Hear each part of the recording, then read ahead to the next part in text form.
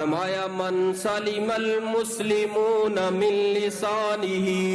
و یدہ، مسلمان تے ہوئے جدی زبان دے کولوں تے جدے ہاتھ دے کولوں دوسرا مسلمان محفوظ ہوئے، زبان تے ہاتھ دے کولوں دوسرا مسلمان پریشان نہ ہوئے، زبان تے ہاتھ دے کولوں دوسرا مسلمان تنگ نہ ہوئے۔ اے حدیث عام کہ دوسرا مسلمان پریشان نہ ہوئے زبان تے ہاتھ دے کولوں۔ میں سوال کرنا چاہنا وا، تیری زبان دے کولوں تیری بڈی ماں محفوظ نہیں، تیری زبان دے کولوں تیرا بڈا باپ محفوظ نہیں، میں تینوں مسلمان کواں تے یا کی کواں مینوں دس تے صحیح نا۔